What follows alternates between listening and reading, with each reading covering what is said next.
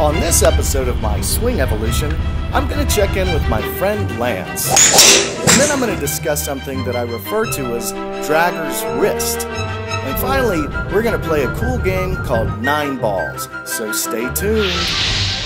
So I got out of work a little bit early today, so there's a little sunlight left and I came out to hit some golf balls. I'd like to give a great shout out to my main man, Lance. You may remember I met Lance a few months ago.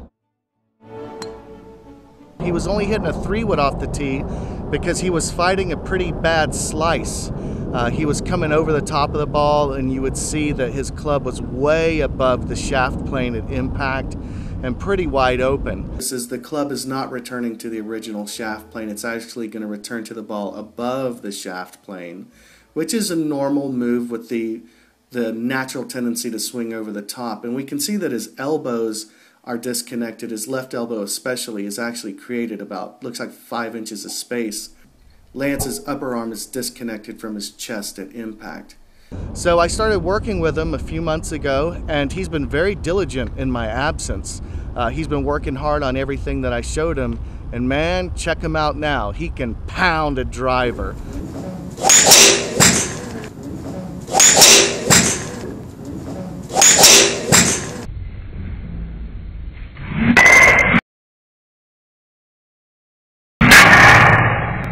I'm very proud of him, and I'll tell you what, I better look out because he may have my number.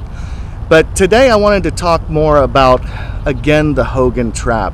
And I want to talk about the dragger's wrist. Now, when you get into the Hogan Trap position, I'll warn you, it was very hard on my wrist the first few weeks I was working on this because I didn't have that much strength. And I don't think I was really getting into it right. I was putting too much force on my left wrist. Now I'm using much more of my right hand through impact. You know, I don't like thinking of just one hand or the other hand. Both hands work together to carry the load. But I want you to see how I'm doing this with my wrists to really get the idea of getting that club under the plane so you can trap this ball and still hit a cut. So I'm going to show some more demonstrations of what I'm trying to do, and hopefully it'll help you to get the feeling for this most exquisite way to hit a golf ball.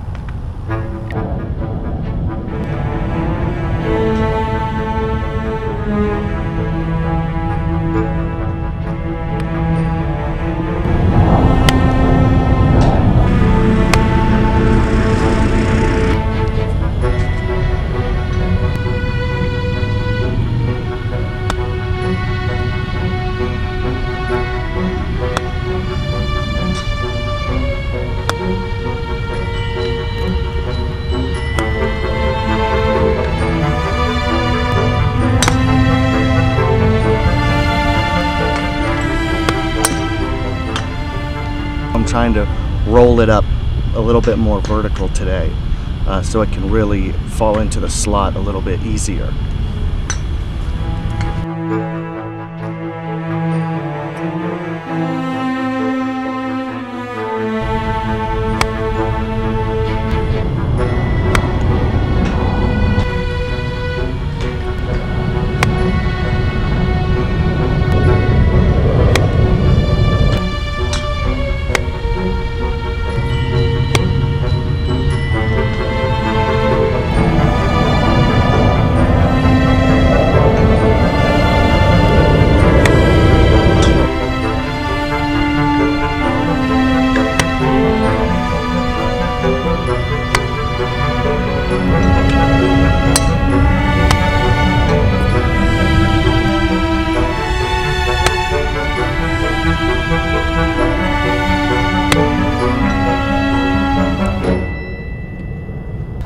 For a period of time in the 1970s, Johnny Miller was the baddest dude on the planet hitting a golf ball. And he has a great game that I saw him talk about in the latest golf magazines, where he was talking about the game of 9 balls, where you try and hit low cut, middle cut, high cut, low straight, middle straight, high straight, low draw, middle draw, high draw. So I'm going to give it a shot. I've never done it before. I know I can hit all those shots, but he said that when you first start out, it's not easy to do all 9 of them in a row. But I'm going to give it a shot for the first time. I'm going to see if I can do it at all. If I get half of them, I'll feel pretty good about it.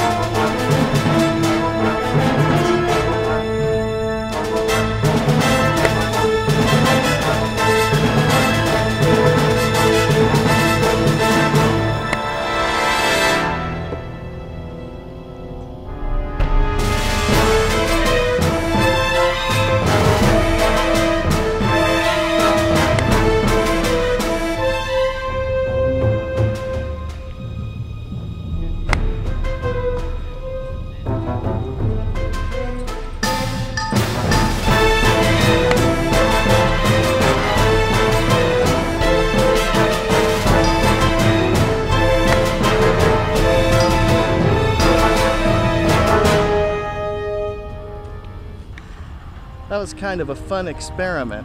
My low cut was a low pull. My middle cut and high cut were pretty good. Low straight wasn't very bad. My middle straight faded a little bit.